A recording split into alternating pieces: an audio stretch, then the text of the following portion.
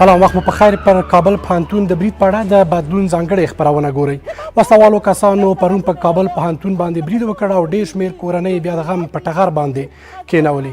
دغه برید چې 6 ساعته یې دوام وکړ، پکې 22 تنه محصلان ووژل شول او 22 تنه نور ټپیان شول. دا برید په کور دننه او بهر د ډېر شمېر غبرګونونو سره مخ شوی دی. ولسمشر یې ماڼۍ برید غندلی او ولسمشر یې د عاملینو څخه د غچ اخیستو خبره کړې. د افغان سولې په اړه د امریکا مامور زلمي خلیلزاد هم دغه برید وحشیانه بللی او پر افغان حکومت او طالبانو یې غږ کړی چې اوربند کولو ته دې زمینه برابره کړي. که څه هم طالبانو دغه برید کې لاس لرل رد کړي او دغه برید یې غندلی، خو د ولسمشرۍ لومړي مرستیال امرالله صالح ویلي دغه برید طالبانو کړی او په دغه برید کې د حقاني شبکې د تکتیکونو څخه کار اخیستل شوی دی. پر ښوونیزو مرکزونو دا لومړی ځل نه دی چې برید کیږي. له دې وړاندې هم څو ځله پر ښوونیزو مرکزونو باندې بریدونه شوي دي. وروستۍ بیلګې یې د اقرب په 3مه نیټه پر کوثر ښوونیز مرکز برید و او اوس هم د اقرب په 2مه نیټه باندې برید چې د اقرب په 12مه نیټه هغه برید چې پکې 22 تنه ووژل شول او 22 تنه نور پکې ټپیان شول. پوښتنې دا دي چې په دغسې شرایطو کې د دغو بریدونو تر شا څه دي او داسې مهال چې د افغان حکومت او طالبانو ترمنځ د قطر په دوحې کې د سولې خبرې روانې دي، پر ښوونیزو مرکزونو بریدونه که د هرې ډلې د هر چا کار وي څه پیام لرلی شي؟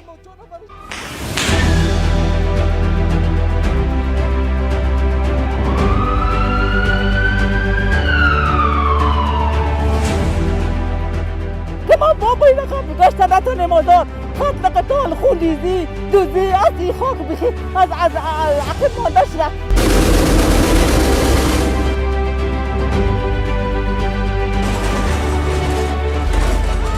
5 نفر از فامیل ما 4 نفرش جور از تکتش گم هستن. دیگه ما چی هستش کس ماری بیاد اینی حالا باستا خیلی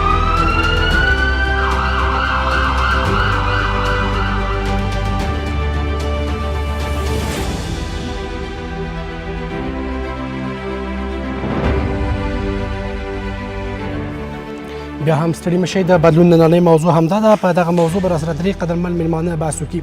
په سټډیو کې راسره د سیاسي چارو شنونکی ښاغلی حمیدالله هوتک، د ولسي جرګې غړی ښاغلی عبدالستار حسیني او همدارنګه مو د ولسمشر سلاکار ښاغلي محمد سالم حسني ته هم بلنه ورکړې. په لاره دی، څو شېبې وروسته به راورسېږي.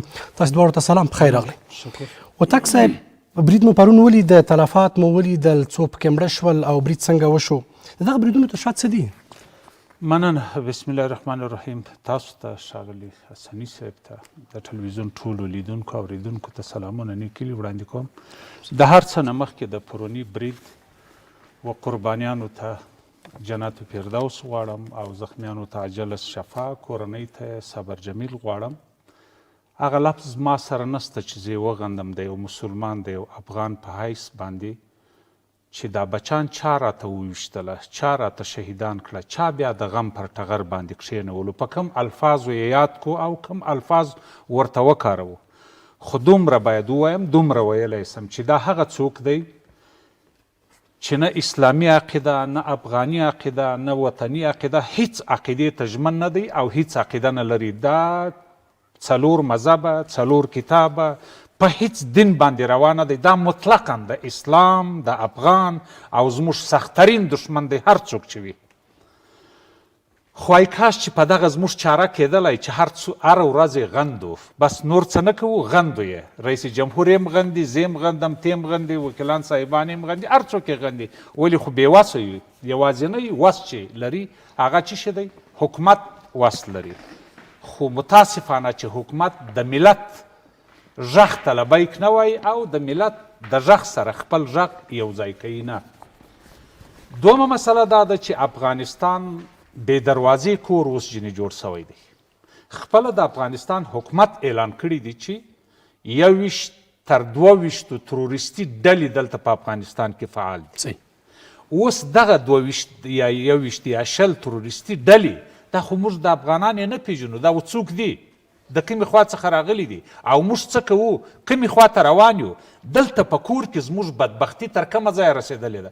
دا ټول زه دومره ویلی سم چې دا ټول زموږ د بدبختۍ، زموږ د نفاق، زموږ د یو بل نه زغمل، یو بل نه منل، ځان خوښي، د جیب ډکول، دا ټول په دغه کې نغښتي سي اوتاک صاحب په جنګونو کې هدفونه مشخص وي، مقابل لوری یا دښمن چې بل وژني، نظامي ځایونه یا مشخص هدفونه به دوی ته مشخص وي، ولې ښوونیز مرکزونه ولې تر برید لاندې راځي؟ په تېرو 12 ورځو کې دا دویم ځل دی چې پر ښوونیزو مرکزونو برید کېږي. دا به نه اول وي نه به اخر وي او نه اول وده. تاسې ګورئ شاهدان چې پر مختلفو د ښوونې پر مرکزونو باندې په ټول افغانستان په اکثره ولایتو کې بریدونه سوي دي.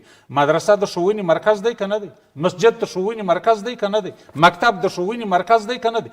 حتی ستا پر جنازه ستا پر واده باندې هم رحم نشته. دغه څه شي دی؟ دا ټول برته دلالت پر څه شي کوي؟ څوک ملامت دی په دې کې؟ زه خارجان څه کوم؟ زه پاکستان څه کوم؟ څوک ملامت؟ زه ایران څه کوم؟ زه امریکا څه کوم؟ موږ په خپله ولې په اتفاق نه یو؟ ولې په اتحاد نه یو؟ ولې بد ته بد نه وایو؟ ولې ښه ته ښه نه وایو؟ ولې د سولې غږ په یوه غږ باندې نه وکې کوو؟ په یو غږ باندې لبیک نه ورته وایو؟ ولې همغږي نه راولو؟ ولې یو ښه کاري ټیم په حکومت کې نه جوړوو؟ ستا سابقه جنرالان چیرې ناست اوس؟ دغه 100 کسان قومندانان چې د ولسوالیو معرفي کړه، دا جنرال دی، زموږ هستي د زموږ کادر دی، د کم قانون له مخې د پرون زموږ ځوانان چې فارغه سوله دستې د جنګ لیکې ته واستول، دا د څه معنا؟ زموږ هغه جنرالان هغه ارکان عربي یې لوستې، د عربي ښوونځي یې لوستې دي، اوس په کورونو کې ناست دغه چا وکړله. هله به د وطن د هیواد دا موږ جوړېږو چې په خپل کې سره جوړ سو. اوس ګوره کرزی صاحب 100 متره کې هلته ښاغلی ډاکټر صاحب اشرف غني ناست دی، دلته پخوانی رئیس جمهور کرزی صاحب ناست دی، وڅنګ ته یې ښاغلی ډاکټر صاحب عبدالله ناست دی. دا خو هغه څېرې دي چې د افغانستان یو څوک دي که نه دي؟ او ټول پیوال هم نه دي. خو مسله دلته ده، موږ اوس زما د وینو پروا هېڅ څوک نه لري، زما د بچانو د وینو پروا هېڅ څوک نه لري. دا مندې دا زموږ مندې چې ژړېږي تا ولیدلې؟ اوس دښمن څه کوي؟ هغه اکاډمیک مرکزونه، هغه د تعلیم و تربیې مرکزونه، هغه د زده کړې مرکزونه، وایي مشهور چې دا زموږ غلامان پاتې سي افغانان. په افغانانو کې ته ځوان یې، ته قدر یې، خبرنګار یې، دلته ژورنالست یې، ته نه یې پیرزو، وایي دا باید پکرجن سي افغانان. اوس هغه ځایونه ویني چې زموږ بنیاد پر جوړېږي، هغه ځایونه هدف ګرځي چې زموږ بنیاد جوړوي. د پانتون څه شي جوړوي؟ د یو مملکت بنیاد جوړوي، د یو قوم بنیاد جوړوي. ښوونه، روزنه، انجینر، ډاکټر، دا هغه دا ټول د دغه پانتون څخه وځي. اوس پر پانتون هم برید دی، پر لیسه هم برید دی، پر هر ښوونیز مرکز باندې برید دی. یعنې ستاسو د خبرو زما باور دا چې موخه یې دا ده چې پرمختګ مخه ډب کړي. په دې کې شک نشته. پر تا هېڅ شی نه دی پیرزو، ته څه شي نه لرې، هر څه لرې، هر څه یې خدای درکړي دي، خو یو شی چې دی هغه ته اتفاق نه لري چې خپل قانون خپل استخراج کې، خپل ځوانان خپل د کدرو عزت وکړي، خپل وطن خپله جوړ کړي، دا د فقر څخه خلاص یې، د انلاجي امریکا ستا سره څه شي وکړه چې قراردادونه دې ورسره امضا کړه؟ په دغه ریاست جمهوري کې، په دغه حکومتي چارواکو کې وکیلان شپه ورځ نارې وي او خلک شپه ورځ نارې وي. دا اوس دا سامان دا جنګي چې تر 2-3 لکه افغانان یې شهیدان کړي، وژلي، خراب کړي، کورونه بمبار، دا ټانکونه چیرې روان دي؟ دا موټر چیرې روان دي؟ دا غټه ثقیله سلا چیرې روان ده؟ دا حکومت کوای نو حکومت به ورته وایي چې صاحبه مهرباني وکړه دا چیرې وړې؟ قربان دې سم څنګه راغلی وې؟ او دا چې وړې دا چیرې وړې؟ څو افغانان دي وژلي دي؟ یعنې هېڅ برخه کې پوښتنه نشته دی اوتاک صاحب؟ دغه تا واورېدله صرف زموږ څنګه تا هېڅ پوښتنه نشته هېڅ برخه کې چې پوښتنه وای دغه حکومت څنګه شړېدلی دی؟ دغه ټیم، زه دا ټیم ته راځم د سولې پر نور اړخونه یې مشهور وه، افغانان دي. دا د ولسي جرګې زموږ وکیل صاحب دی، سیاسي کادر هم دی، نظامي کادر هم دی.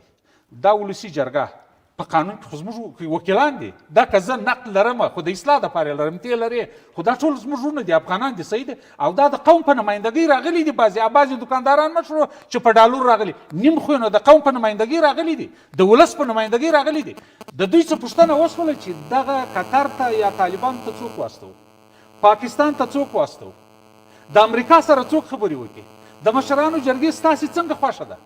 تاسې یو لیست اماده کوئ د خپلو ولایتو څخه قومي مشران، هغه د ولسوالیو د قریجاتو چې پخوا خانان و، مشران و، ارکان عربي لوستې و، نظامي خلک و، قدرونه و، د دې څه پوښتنه وکړئ. د پانتون استادان، دانشمندان، ته یې راسئ په خپلو کې، دا خو یو ملي پروسه ده، دا خو وزارت نه دی. ستاسې څه پوښتنه سوې ده؟ په خپل سر باندې 21 کسان لیږه قطر ته خپل چاوي و، بسکټ و، څه خورا. مسله چې زموږ په قصد عمدن امریکا په موږ کې دغه د نفاق تخم شیندلی دی تر څو چې د نفاق تخم دپاره دوا پیدا نکو داسې به وژل خیر ډیره مننه. آقای حسینی، آنچه را آقای اوتک اشاره کرد، یعنی افغانستان آهسته آهسته داخل میشه به موج دیگری از خشونت و جنگ که حمله بر ساختارهایی است که بنیاد افغانستان را میسازه. به نام خداوند بخشنده و مهربان هر زاده خدمت شما جناب اوتک معزز و سلام خاص دارم به نیروهای قهرمان وطن. درود میفرستیم به روی پاک شهدای افغانستان، به خصوص حادثه وحشیانه‌ای که طالبان یک بار دیگه ثابت کردن که نه ما مسلمان هستیم، نه ما انسان هستیم و نه به بشریت پایبند هستیم و جایی که مرکز علم و دانش باشه او را میزنیم. طالبان رد کرد. بله، چیزی که جناب اوتک صاحب گفته کاملا درست. جناب اوتک صاحب معقول گفتن. مکلفیت ما چی هست؟ ما با چی بکنیم؟ از کوچی خراب یا غلط یا اشتباه هر لحظه که بر بگردی به نفع ماست. ما باید متفق شویم. اول امی حادثه دیروز باید از دو بود ما بررسی کنیم. یک، اولا که نمایشگاه کتاب بوده، ایج سفیر ایران یا نماینده سفارت ایران کو از دیدگاه ما یک لانه جاسوسی بیش نیست در افغانستان. ای به امر که ای پروتکل شده بوده، تفاهم نامه شده بین وزارت تحصیلات عالی، اینا رو کی خواسته بوده به محل اکادمیک، چرا آماده؟ چی وقت نماینده ما به مراکز آموزشی و اکادمیک زینا که به گفته زینا دانشگاه میگه، چی وقت ما رفتیم؟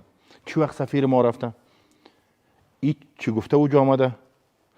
اگر تفاهم شده، پروتکل شده، چرا مسئولین پانتون کابل ریاست امنیت ملی کابل در جریان نمانده، مکاتب روان نکرده؟ چرا قماندانی امنیه را در جریان نمانده؟ چرا طی 48 ساعت یا 24 ساعت قبل؟ این خوب مطابق به یک پروتکل است که نمایندای دیپلماتیک خارجی ها اینجا میتونه باشه. حفظ جان از اونا متعلق به نظام افغانستان است، نیروهای افغانستان است. خب چرا تامین امنیت نکرده؟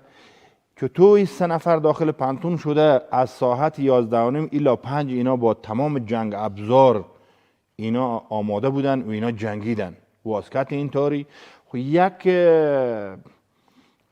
فرد میتونه 4 تا 5 تا شاگرد داشته باشه. اینا کلی ملت ما، اولاد ما، خواهر ما، دختر ما، استاد ما به گلوله بستن. اینا از قبل آماده شده. این با مسئولین امنیتی کی بوده، از کدام دروازه آمده، این کمرای هست، اینا رو باید ارگانهای کشفی بررسی کنه. این به وقت احتیاج داره.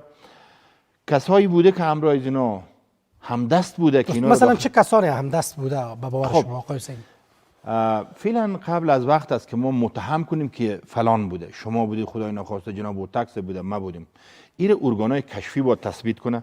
من خودم مینیس یک نظامی و وکیل و عضو کمیسیون امنیت داخلی، من خودم این مسئله را میرم با آیت که از پارلمان، من خودم امروز جناب میرم این مسئله را بررسی میکنم و به مردم افغانستان اصل قضایا رو میگیم که چی هست.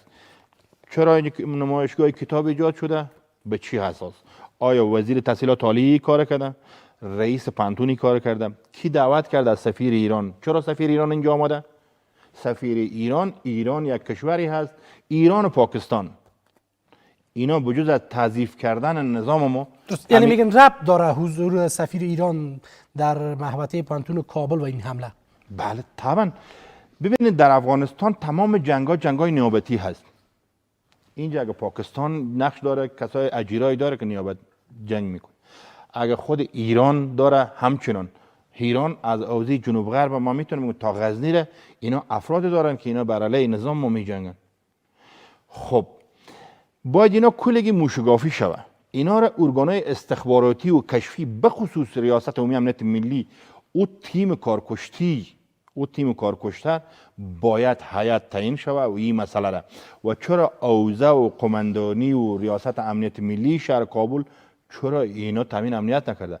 چرا قبل از اینکه اینا به پانتون کابل برسه چرا اینا از قبل گزارش ارائه نکرده بر اینا که این مرض خطر است؟ چرا نیروی تقویتی ایجا نامده؟ خب میایم سر بود بعدی ما همیشه گفتیم که تا زمانی که مسائل خیش خوشخوری باشه، نماینده وکیل اینجا تعیین شوه، حزب وزیر تعیین شوه، جناب رئیس جمهور روان کنه، آقای مویب روان کنه، ای از کی است، این کسا نمیتونه تامین امنیت شهر کابل کنه. این بر ما جای تاسف است. پایتخت یک مملکت که او همیشه کابل از 34 ولایت افغانستان در اینجا زیست میکنه. اینجا بخش دیپلماسی داریم و سفارت ها داریم، کنسولگری ها داریم، تجارای بین المللی داریم، اینجا وکلاست، وزیراست. در شهر کابل ما نمیتونیم تامین امنیت کنیم. میگن یعنی ضعف وجود داشته، ضعف وجود، بله ضعف این رقم وجود داره که وقتی قماندان امنیه را به پروان، او از ناتوانی یک ولایت بسیار با جغرافیای خرد اونو نمیتونه مدیریت کنه. او را از اونجا میکشه میروان مینه به والی بادغیس. مردم بادغیس استادگی نمیپذیره. وقتی به مجرد که به میدان هوایی می فرداش همراه کاغذ برش میده، وزیر داخل هم خبر نیست، میگه برو تو قماندان امنیه کابل است. خب شما قماندان امنیه را پرسان کنید، بگو امرای اوزی تمشناسی، مدیرای جنایی تمشناسی، بخش استخبارات تمشناسی، شما چیکار کردین؟ شما منیت قماندان امنیه، آیا شما پلان داریم؟ بارها ما اینا رو به کمیسیون امنیت داخلی دعوت کردیم که شما باید پاسپورت سایوی در کابل جور کنین. 6 ماه 7 ماه 1 سال شما باید پاسپورت سایوی داشته باشین. شما باید با ملکا، با وکیلای گذر، با مولای امامان، با جوانا، جامعه مدنی با هم نزدیک شوین. این فاصله را بین ملت و حکومت شما میتونیم نزدیک کنیم. پس در وضعیت که شما میگین خیشخوری است و کسی که پروانه نمیتونه اداره بکنه، به بادغیس پذیرفته نمیشه و ما در کابل قماندان امنیه میشه، پس منتظر تکرار چنین فاجعه باشیم. بله، ما بارها گفتیم، امروز هم گفتیم، قبل از هم گفتیم، ما با هیچ کس دشمنی نداریم. شورای امنیت پالیسی ساز است، طرحساز است بر قوای مسلح. اما در شورای امنیت، در رأس شورای امنیت یا مشاور شورای امنیت برای جناب رئیس جمهور که آقای مویب است، اینا نمیتونه جنگ مدیریت کنه. شما ببینین 100 نفر قماندانای ساتنمنا را 4 ماه اینا ترنینگ دادن که اینا قماندانای ولسوالی شوه. از هر کدام از اینا بعضی هم پیسه گرفت که اینا را به حساب قماندانای ولسوالی ها اینا رو بیاره جابجا کنه که اینا این کورس بخونه. 4 ماه اینا رو گرفتن سارمن کردن، یعنی تورن کردن. اینا رو روان کردن. دین روز ساعت 5 بجه قماندانی به قماندان ولسوالی بیسود اسی اول روان کرده. علیپور رفته، او رو دستبند زده، دستای دو رو بسته کرده، او رو خلاصلا کرده، امرای خود برده. با ولسوالی پرچمن از پارسال تا فعلا ما 120-130 نفره ما کشته دادیم. اونجا نیروهای مردمی، اربکی، پلیس ملی، امنیت ملی، اردوی ملی، کماندو، یکی از برادران ازاری ما را اونجا گماشته به پرچمن. اینا خود اینا به دست خود تیشه داره به ریشی ما میزنن. چی میشه ادامه وضعیت؟ خب مشاورین جناب رئیس جمهور مشاورین خوب نیست. مشاورین عقده‌ای هست، بجز از خود و فامیل خود و اطرافیانی که آقا بلی هست کسی دیگر نمیپذیره. ما باید کسایی داریم در افغانستان ارکان اربای نظامی هست. امی وطن خانه مشترک ماست. امی فعلا چند کار با رئیس جمهور بکنه. رئیس جمهور بر رسم اعتراض اولا هیئت مذاکره کننده را از دبی به ظرف 24 ساعت بخواه. این طالب ها را ما بارها گفتیم که به یک دست از اینا شمشیر است و یک دست از اینا قرآن شریف قتل عام کرد. اصولیت بود ما کردیم. حکومت کرد، آقای غنی کرد، خانه پدرش آباد، با گفته آمریکا کرد. 5000-6000 تروریستی که خون مردم ریخته بودن رها شدن. امروز اما 6000 نفر است که در میدان نبرد می جنگن. 6000 نفر دیگه ما را از روزی که اینا را یلا کرده کشتن. خب این ملت افغانستان چی اندازه باید قربانی بده؟ ملت افغانستان چیکار باید کنه؟ کجا باید بره؟ باید سردمداران ملت افغانستان همین رقم باشه که با سرنوشت از اینا بازی کنه و از خود از اینا اولادای اینا کلگی با آمریکا، ترکیه، هند، دبی به کشورهای بیرونی هست. زن زو به یک جا، دخترش به یک جا، بچیش به دیگه جا. و اینجا ملت اینجا غلام علی سرباز قربانی میده. بسیار تشکر. برمیگردم به شما. هوتک صاحب، ملت هر ورځ رنج ویني، بې ځایه کېږي وژل کیږي، هم د طالب د لوري یا د حکومت او طالب د لوري بمباریو کې، بالاخره په وضعیت نه یا داسې پر پانتونونو ښوونیزو مرکزونو باندې برید کوي. اخوا طالبان وایي چې موږ د ملت په ګټه کار کوو، اسلامي نظام راولو. دې خوا حکومت وایي موږ د خلکو استازي یاستو، د خلکو د استازو په صفت باندې زو مذاکره کوو، سوله راولو. امریکا خپل مامور وټاکه، هغوی ځان سره سوله وکړه، خپل سربازان یې خوندي کړ. دغه ملت د چا دروازه وټکوي، چا نه د خپل د برخلیک پوښتنه وکړي؟ نه طالب ملامت دی، نه حکومت ملامت دی. ملامت ټول ملت دی. دا ګناهکار هم ملت دی، دا ملامت هم ملت دی، دا پړ هم ملت دی، دا بې توانایي ملت دی او سرناخلاص هم ملت دی. دا څنګه ملت دی چې دا 40 کاله موږ په مختلفو نومو باندې وژل کېږو، موږ لا پراته یو. ودرېږه چې خان څه کوي، ودرېږه چې خان څه کوي. چې قطر ته ولاړ شي د هغو 2 دسماله په لاس کې د طالبانو بوټونه برشوي. چې ارګ ته راسي، په ارګ کې چې دننه ناست دي د دې بوټونه برشوي.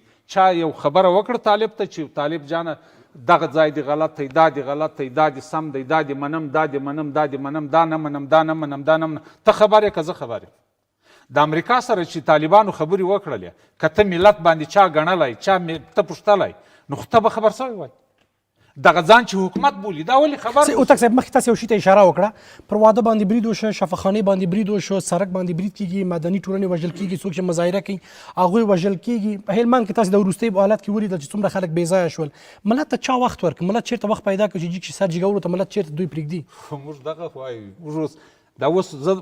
موږ دا خبرې کوو، زموږ ژوند خو نه دی سم، زموږ ژوند خو په خطر کې دی. ولې حقیقت وایو. نه معاش لرو، نه زرې موټر لرو، نه پیسې لرو، نه په حکومت کې یو. انتقاد کوو د اصلاح دپاره چې ته ځان اصلاح که. حکومت ځان کونه وړونه اچولی، لکه جناب حسني صاحب چې وویل دا مشاورین د ریاست جمهوري کم کار کوي. یو مشاور صاحب رالی، حسني صاحب هلته ناست دی، حسیني صاحب دی که حسني صاحب دی، نوم یې راته ووایه، نوم یې حسني صاحب رالی ناست دی. دغه مشاورین اوس یو ورځ رئیس جمهور ویني په میاشت کې، که په 2 کې، په څو کې ویني نه پوهېږم.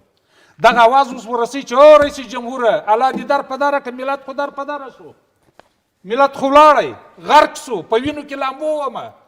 او ته په خپلو خبرو کې ګوره د سولې خبرې داسې نه دي. زه بیا وایم دا مې په 5مه رسنۍ ده چې زه پکښې وایم. دا رئیس جمهور دی، یو څه وکړي رئیس جمهور، دغه دا بل دانشي صاحب، دا بل امرالله صالح صاحب، په 24 ساعته کې دي په ټول افغانستان کې طالبان ختم کړي. زنده باد. څنګه کېدای 20 کالو کې دا کار ونه شو؟ زه خبره مقصد لرم، مطلب لرم چې دا خبره کوم. ختم یې که په 24 ساعته کې ټول طالبان ختم که. چې نیس یې ختمولی، خو بله لار شته، ورکه ملت ته مخ ورکه. ته خپل مامور دوی ته دا د سولې خبرې کولی شي؟ دا یو چا ته مخامخ کتلی شي؟ یو چا ته خبره کولی شي؟ هرګز نه. ملامت څوک دی؟ ملامت ملت دی. و چې نسي کولی. د ده شعارونه تا اورېدله چې سر ورکوم چوکۍ نه ورکوم. دا په څه معنا؟ چې وژل کېږي دي هر څوک چې هلته طالب په قطر کې ناست دی، وژل کېږي دي چې هر څوک یې، خو افغانان وژل کېږي. زه طالب ته وایم دغه بچیان د چا دي دا چې نن مړه سوله؟ دا ستا په خاطر وژلي دي. طالبه که تا نه دي کړي، ستا تر نامه لاندې وژل سوي دي. راسه ته د خپل افغانانو پر سر باندې چترۍ ودروه. هر چا که بیا افغانان وژل، خو نو ته ځان مسلمان هم بولې، افغان هم بولې، هغه ستا هم دښمن دی، زما هم دښمن دی. راځه په ګډه یې وژنو، په ګډه یې مړ کړو. دغه انتقام خو واخلې طالبه. دا انتقام ولې نه اخلې؟ دا کافران و، دا ټرمپ و، دا اوباما و، دلته اشرف غني ناست و، صالح ناست و، که دانشي ناست و، څوک ناست و؟ خو ورقه یې په لاس کې و، قلم یې په لاس کې و، سلام نه ورسه. دا چا وژلي دي؟ دا چا وکړله؟ طالبه دا انتقام ته واخله، ملت ته یې وښیه. باره زنده باد طالبه. ولې دلته خبره همدا ده اوتک صاحب چې دلته حکومت یې محکوموي، طالبان وایي موږ نه دی کړی، خلاص. نه په دغه نه کړي افغانستان خلاصېږي، نه جوړېږي، او نه په دغه ماتم باندې موږ خلاصېږو، نه جوړېږو، نه رغېږو. د دې خپله لار پکار ده. ما خو درته وویل حسني صاحب راځئ مهرباني چې یا خو د حکومت داسې وکړي. ګوره حکومت په خپله د کابل ښار دارالخلافه پایتخت ته ورسه نورو هېوادو ته د دغه پایتخت امنیت ته نسي ساتلی. کلي و بانډې و ولایتو کې څه حال دی؟ دا اوس تر کومه موږ وایو دا اوس نه ویني دا خلک په غوږو کاڼي دي. څه مسله ده؟ لکه سړی چې قصدن عمدي یو کار کوي. ارکانیار جنرال، جنگي جنرال، د جغرافیې بلد جنرال چې 20 کاله 30 کاله په دې ملک کار کړی، فزیکي توانایي لري، دا تر لاس نیسم بیا یې مې کور ته کښېنوم.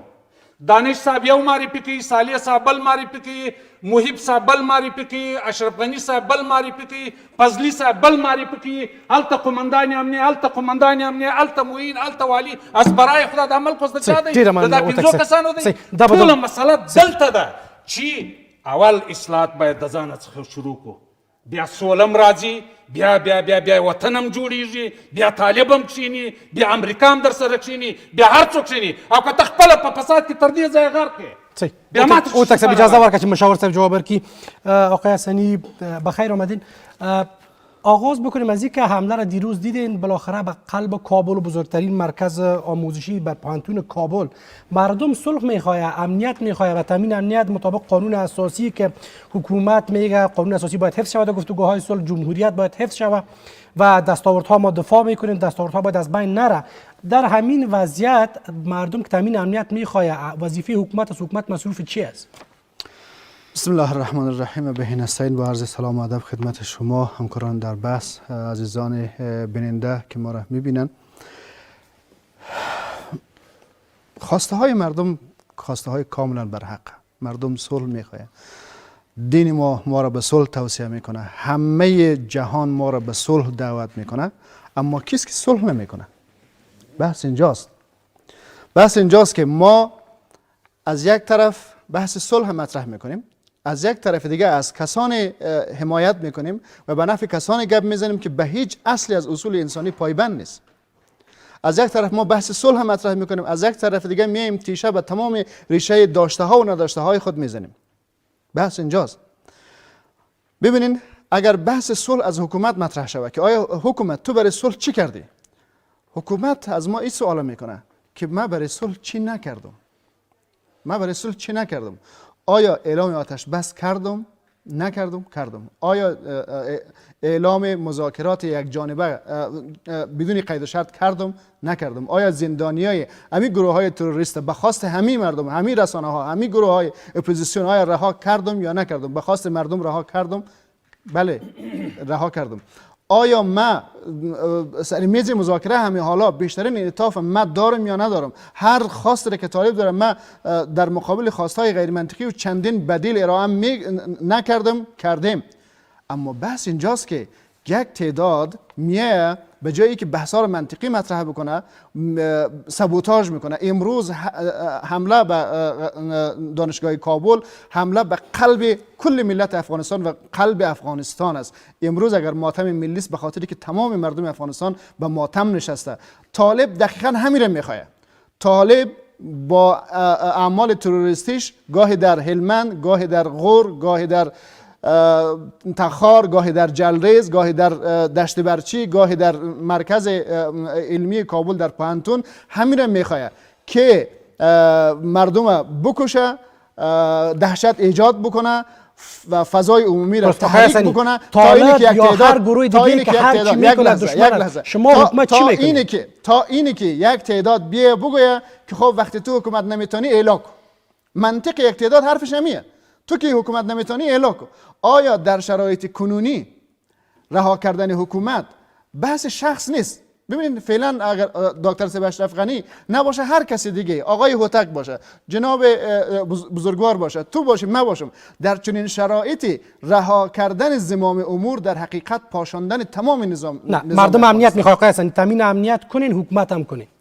تامین امنیت ببینین وظیفه هر حکومت در هر سرزمینی تامین امنیت شهروندانش. من عرض کردم تا زمانی در رسانه‌های مختلف بودیم، تا زمانی که یک قطره خون از بدن شهروند افغانستان روی زمین میرزه به معنای اینه که حکومت در جلوگیری از ریختن همون یک قطره خون ناکامه. پس ادامه حکومت چی برسه به اینی که 10 نفر، 20 نفر، 30 نفر، 40 نفر، مثلا ما در حمله تروریستی هفته گذشته 42 نفر شهید دادیم، 43 نفر شهید دادیم و در امروز هم در حادثه دیروز هم ما نزدیک 22 نفر شهید دادیم، 22 نفر دیگه زخمی.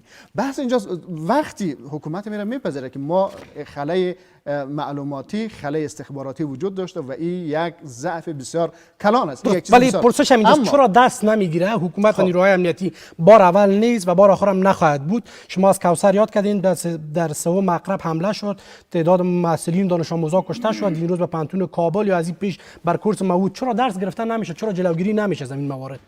خب این باید مسئولین نهادهای حکومتی، نهادهای امنیتی به صورت دقیق باید به صورت تکنیکی پاسخ بگوید. اما ما به عنوان شهروندان افغانستان، به عنوان مأمور حکومت این میپذیریم که زمانی که یک قطره خون ریخته میشه پس اینجا به اندازه یک قطره خون حکمکاری صورت گرفته. حتما در یک جای کاستی وجود داره که تروریست تانسته از این خلا استفاده بکنه و بیا این فاجعه را خلق بکنه. این هیچ کسی نمیتونه.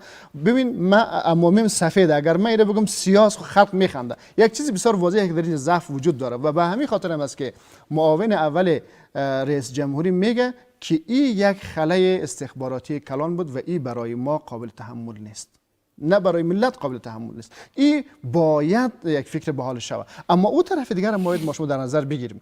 بیایم تعداد عملیات های تروریستی که خنثی میشه و تعداد عملیات های تروریستی که موفق میشه. ما یک مشکل همیشه وجود داره که ببینید تعداد عملیات هایی که خنثی میشه به هدف نمیرسه، صدایش نمیبره. صدایش ما رسانه ها نمیکشه. دوست نه آخه شما ببینید مردم امنیتی خود تقدیر کردن موارد مختلف از کارکردشون. همین بزرگوارای اپوزیسیون، همین کسایی که در نقد حکومت صحبت میکنن، آیا یک روز آمد لیستی از اقدامات نهادهای امنیتی را در جهت جلوگیری از فجایع بیان بکنه که در این مورد 10 12 50 60 مورد نهادهای امنیتی موفق بوده؟ اما ما میایم گرچه هیچ کدام ما حق نداریم حتی از یک قطره ریختن خون به آسانی بگذاریم و او را سبک بشماریم، به خاطر که قتل یک انسان در قرآن کریم واضح هست که به اندازه قتل همه انسان است. من قتل نفسا بغیر نفس فساد فی الارض فکانما قتل الناس جمیعا. در اینجا کسی که میکشه مسئول درجه اوله، کسی که از کشتن جلوگیری نمیتونه در گناه از او شریکه. یک بحث بسیار واضحه، کس نمیتونه از این بگذره. این حق مسلم هر انسان و هر شهرونده. اما او طرف کارهایی که انجام شده اینا را هم باید ببینه. ما در یک جنگ استخباراتی نابرابر قرار داریم، جنگ استخباراتی که حتی در فضای از اون طرف جنگ نظامی استخباراتی تروریستی وجود داره، از این طرف جنگ روانی وجود داره. اپوزیسیون ما کسانی مثل خیلی های دیگه میه به آزادرسی اپوزیسیون به نفع جنگ روانی دشمن کمک میکنه، میه نیروهای امنیتی رو تخریب میکنه، میه نظام تخریب میکنه. ما باید انتقادات به صورت موردی بگوییم. بسیار تشکر. این مورد اشتباه بوده، ضعف داشته، این مورد باید اصلاح شود. اما ای که ما بیایم به صورت یک رنگ دنگ همه یک رنگ همه را به حساب بخوایم بکوبیم، این آب به آسیاب دشمن ریختن است. بسیار تشکر آقای حسنی. حسنی صاحب، صحبت های آقای حسنی پاسخ وضعیت کنونی است؟ من احترام خاص به تمام ملت افغانستان دارم، به خصوص به بزرگای خود. آقای حسنی یکی از متنفذین بزرگا و عالم دین است. من میخوایم از بزرگوار خود پرسان کنم، شما من اسم مشاور رئیس جمهور است، چند ماه شده که دیدی اوره؟ گپ شما رو چوز ارزش میده؟ یا دل شما خوش است که موتر دادم ماشو میگیری؟ این قناعت بخش است. شما آدم من برادر بزرگوار ما پرسان کنی، بگو شما من از برادران هزاری ما هستی و من افتخار من به وجود برادران هزاری خود. بگو شما خبر نداری که دین روز قماندان حمله ولسوالی بیسود سی اول علی پور برد، بگو شما چی اجرات کرده؟ شما خود طرفدار دولت هستین، او خود بر ضد حکومت است. گوش کنی تا حقایق نگوییم و به خاطر منافع شخصی خود کار کنیم. این وطن همون خونریزی هست. برادران هزاری ما 7-8 دفعه است که به غرب کابل قتل عام میشه. اینجا دستای استخباراتی گفتی اینا رو من قبول مینم. اینجا بیشترین استخباراتی که میخواد هویت افغانستان رو تضعیف کنه او عبارت از ایران و پاکستان است و در دی آخر آمریکا. خلیلزاد یکی از مجرمین جنگی افغانستان است. خلیلزاد قاتل مردم افغانستان است. ما 1.5 سال پیش هم گفته بود که پروسه به اکمال نمیرسه. چرا به خاطر قدرت خود 6000 قاتل رها کردی؟ امروز می جنگه 6000 از روزی که اینا رها شده 6000 نیروی قوای مسلح ما را شهید کرده مردمان ملکی ما را. ما همیشه در تمام میادین نظامی گفتیم که شما سرباز این نظام هستیم، ما منیس وکیل سرباز شما و خاک پای شما هستیم. ما هر چی داریم از برکت قوای مسلح خود داریم.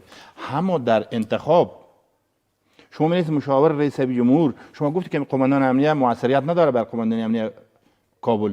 شما منیس مشاور رئیس جمهور گفتین که همه رئیس امنیت کابل موثریت نداره. چرا قبل از این که اینا به پانتون کابل داخل شود شما اینا رو شناسایی نکردی؟ چرا به جایش نطفه رو خنثی نکردی؟ چرا به این راه دستگیر نکردی؟ چرا به دروازه اینا رو نکشتی؟ گوش نمیکنه.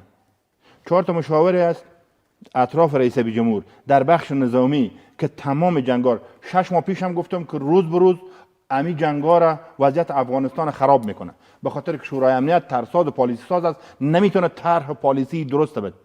مثل 100 قماندان ولسوالی که اینا جای به جای کرده. 5 برج از ولایت فرا یکی از ولایت‌های کلیدی و اساس که ما 298.5 کیلومتر با ایران سرحد باز داریم. قاچاق مواد مخدر، قاچاق مواشی، قاچاق سلاح، رفت آمد تردد طالب ها، زخمی های دار. ما بارها گفتیم که برادر ما یک کندک دیگه میخوایم. ما میگی خود ما نفر فیزیکی ما میدیم، اجرات نشده. 5 برج است که ما معاون والی نداریم.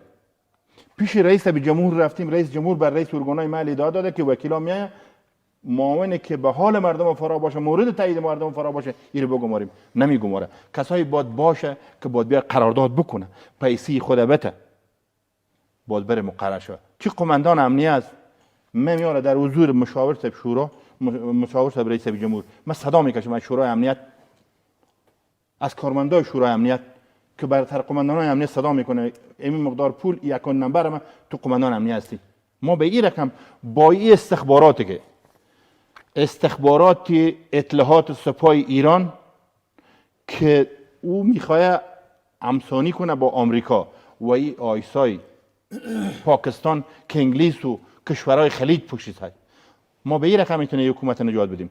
فاصله که بین مردم و حکومت ایجاد شده، این کی ایجاد کرده؟ این از دست همین کسایی که تقرر خوب نداشته، کسایی بوده که مردمان پول داده، رفته پول خودم پیدا کرده، پس اندازم کرده برای خود. ما در افغانستان 115 نفر کار داریم، کوی عبارت از 34 ولایت است، یک والی درست، یک قماندان درست، یک رئیس امنیت درست. من رفتم 3 روز پیش ما کاکای ما فوت کردم به قندار، رئیس امنیت ملی قندار، مردم قندار خون گریه میکرد. درست. خب باید این رقم ما حکومت داری کنیم. گپ کسر گوش نمیکنم.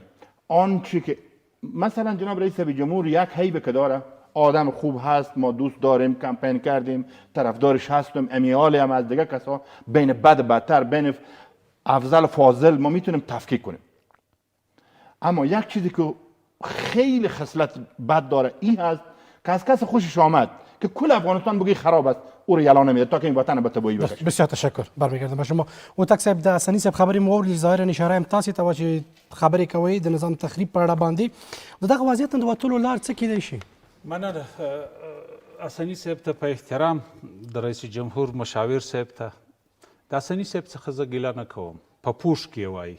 زه هغه څوک یم چې حقایق خپل ملت ته وایم، نه د دا حکومت پروا لرم، نه د طالب پروا لرم. طالب دې هم واوري، دا حکومت دې هم واوري. ته دغه معاش پرېږده، دا موټر پرېږده، بر راسه دلته د ملت په مخ کې دغسې وغږېږه جناب مشاور صاحب. بیا زه درته سلام کوم.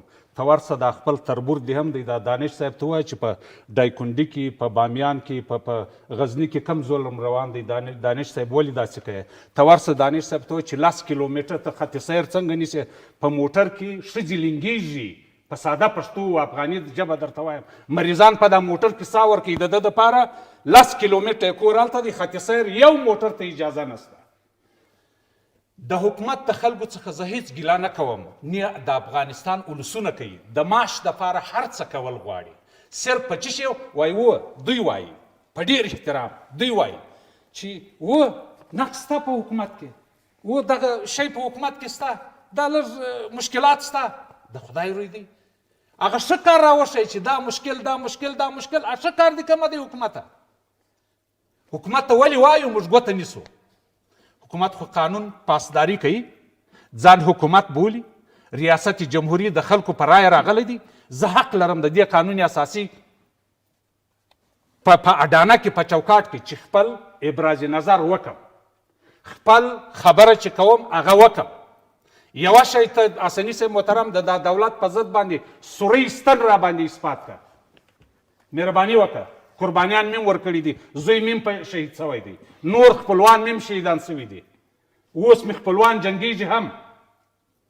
دلته مسله چیرې ده؟ حکومت دا ټولو ته معلومه ده. زه د معاش دپاره هر څه کوم، صحیح خبره نه ده، باید ویې نه کړم، زه حقایق ووایم. علیپور دی، پلانی دی، پلانی دی، پلانی دی، په غزني کې جلا حکومت دی، په بل ځای کې جلا حکومت دی. دغه ملت چې دا فاصله اخیستې ده، ولې به ما دا نقد کولی؟ ولې به ما دغه حکومت ته ویلی چې دغه ځای دې خراب وي، چې دی اصلاح وي؟ موږ د ړانده سو، زموږ د ژبې پرېسي چې په خپل اوتاک صاحب د معاش خبره مو وکړه، وزیر معاش اخلي، قمندان د امنیې معاش اخلي، سربازان معاش اخلي، دوی معاش هم اخلي. اوس دغه وضعیت نه د وتلو لپاره څه کول پکار دي؟ څه باید وشي؟ یو شی پاته دی، اوس د دې حکومت څه ګرانه لاس داسې پرېوه، دا لمن هم دی ځینې وڅنډه، دا حکومت یې هم واوري. بدیل څه امنیت مې بیایي، وزارت داخله مې بیایي، وزارت مې بیایي، د ملي ټلویزیون په مخ کې مې اوس ضربه کوي، لاس یې خلاص. زه خدای پیدا کړی یم، خدای مې وژني، دښمن مې معلوم دی. بدیل څه کیدای شي؟ مسله ده حل څه بدیل دی؟ اتفاق، خلک راغوښتل، د افغان اصیل بچان راغوښتل، بوټ پاکان نه چې په معاش باندې په $1000 افغانیت اسلامیت ګرده خرڅي هغه نه. ارکانیار جنرالان، سابقه جنرالان راغوښتل، ملایان راغوښتل، د پانتون استادان راغوښتل، سیاستمداران راغوښتل. دغه کاغذ ته ماته راکړه چې وروره د افغانستان د سولې دپاره جوړه کړي طرحه. بیا دې زموږ ملا ماته شي چې دا غني دا وایي چې زه ملا 3 ځایه نه پسې تړم.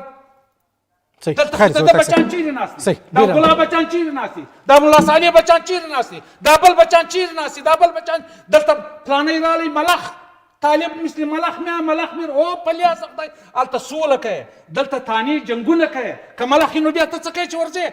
بیا چې ته حکومت وایي افسوس افسوس. خو دا مشاور صاحب ما وروله، دا غني ته خو مې وروله پلیاز د خدای، دا خو مې وروله که ته نه سې ورته ولی. زه شکر دا اخلاقي ایماني افغاني جذبه هم لرم، غیرت هم لرم، ورته وایم چې هلته مې ضربه کوي چې او غني صاحب پر کومه روان یې؟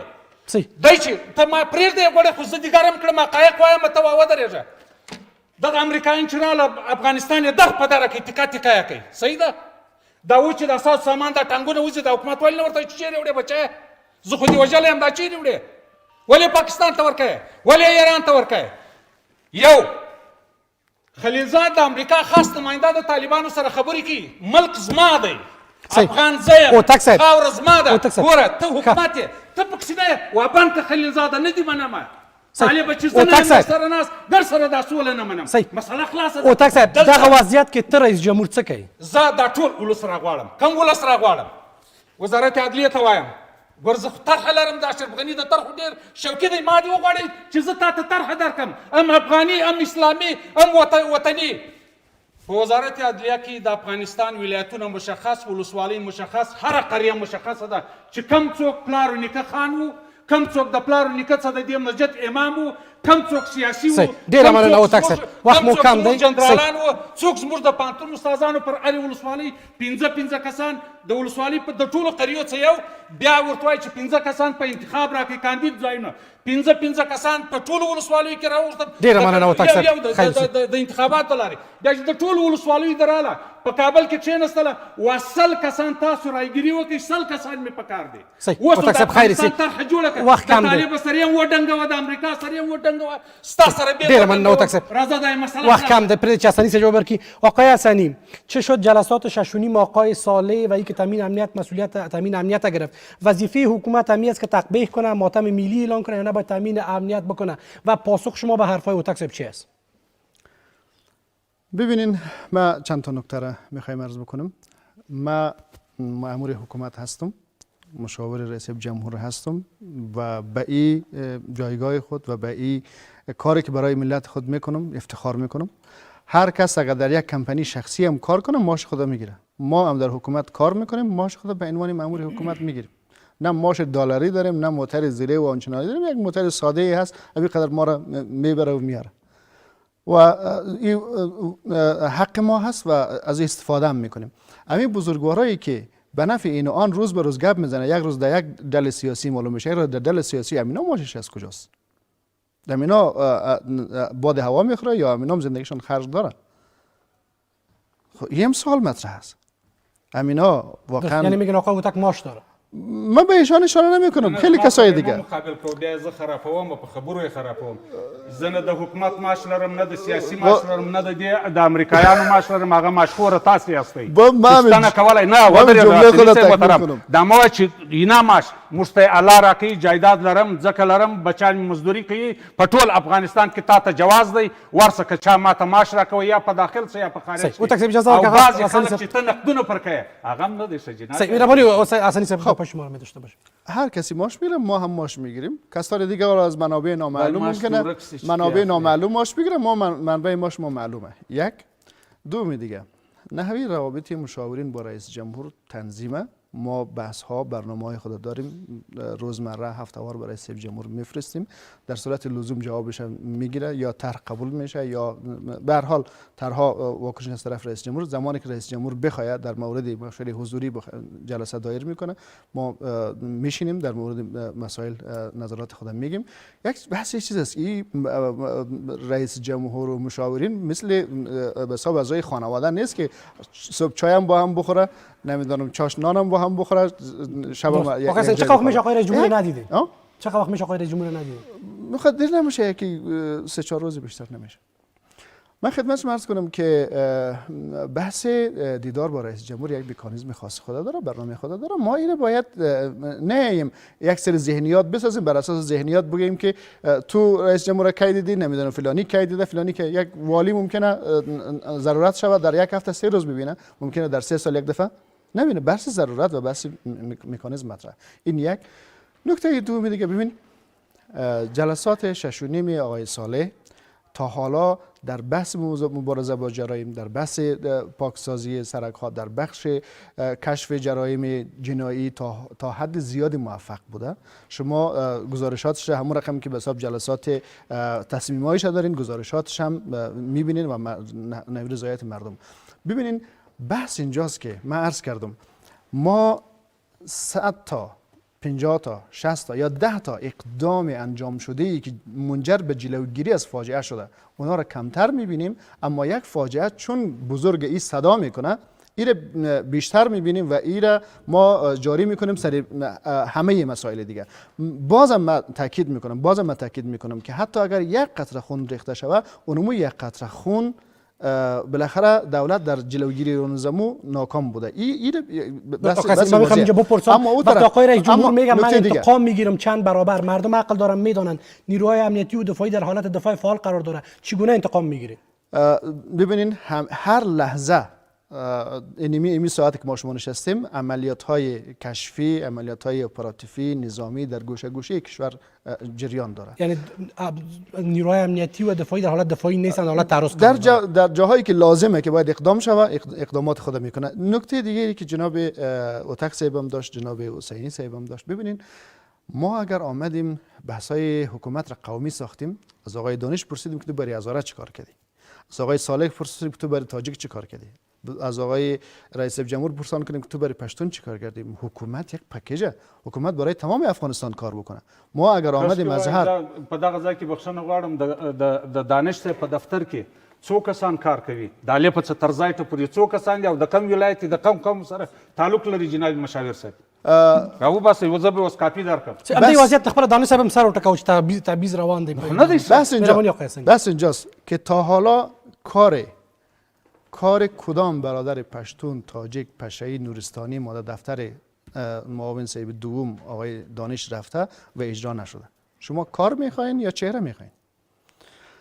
ببین بحث اینجاست که ما باید حکومت را وقتی روی افراد صحبت میکنیم میگیم برای افغانستان چیکار میکنه. اگر هر چهره رو بگیم برای قومش چیکار میکنه، این حکومت نشد. درست. آقای حسنی فرصت کم است جنبندی بکنیم از شما.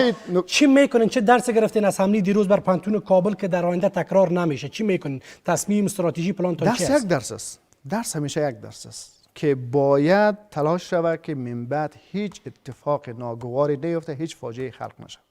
تمام تلاش حکومت اینمیست و تمام توان خودم حکومت به کار میبره که جلوی خلق فاجعه را در هر سطحش بگیره.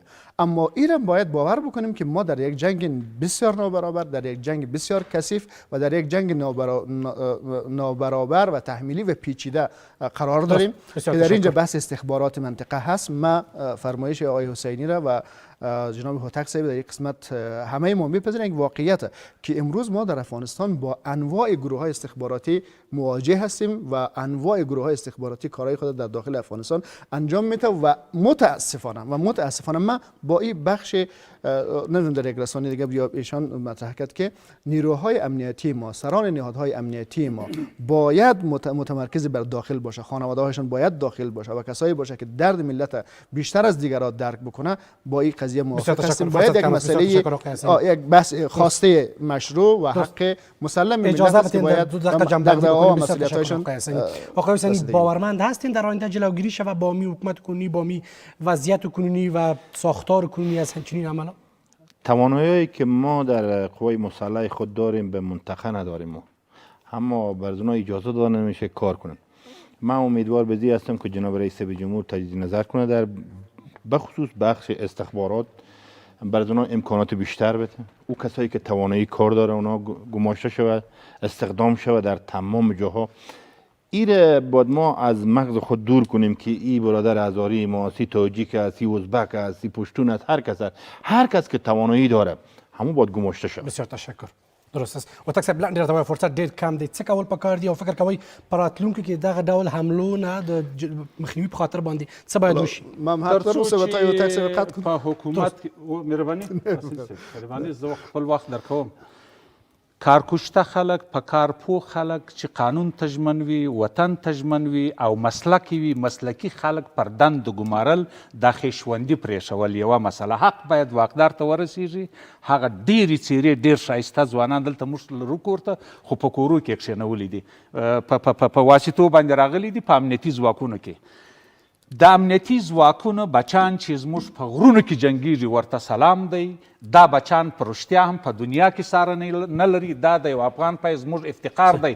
خو قومنداني چې ده هغه غلطه ده. هر څوک چې پر سر قومندان دی وژل کېږم. د ده معاش څو دی؟ 10,000 افغانۍ، 5 میاشتې، 3 میاشتې، 4 میاشتې هغه معاش نه ورسېږي. دلته اصلي صاحب بیا خفه نه شي، مشاور صاحب ته 4 لکه دي که 3 لکه ورکوي او د انتخاباتو کمیسیون ته څه شي نورستاني صاحب ته چې دغه بیا کومه توره کړې ده میډال هم ورکوي 4 لکه نه لکه روپۍ هغې ته خیر سو تکسب کورو قیسانی چیز میگفتم خیلی کوتاه. من دو تا نکته جناب حسینی صاحب بالای هر مقام امنیتی اگر اسناد موثق داره که اینا چوکی های امنیتی را به پول میفروشه باید به مراجعش بسپاره و پیگیری شود. خوبه بر شما رئیس مشاور رئیس جمهور بر شما میدم، بر رئیس جمهور من فرمایش شما را قبول دارم. یعنی باید پیگیری شود جلوی فاسد خیانتکار در هر جایی که گرفته شد به نفع ملت. یک فرصت تمام. طرح ایشان شما طرحتون آماده کنین، من همون رو به رئیس میرسم. روز سوم نمبر تلفنی تبیتی نه طرح نرسانی. سپاسگزارتان. بسیار تشکر از حضور هر ما در استودیو و بیننده عزیز. سپاسگزار شما همچنان که بیننده بودین. تا بعد خدا نگهدار.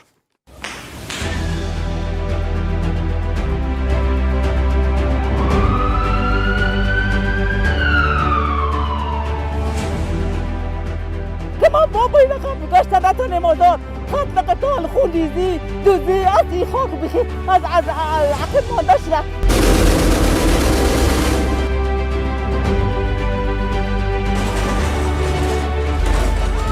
پنج نفر از فامیل ما 4 نفرش جون از تکتاش گم هستن. دیگه چی هستش؟ کس مالو بیست اینی حالا باستن خیلی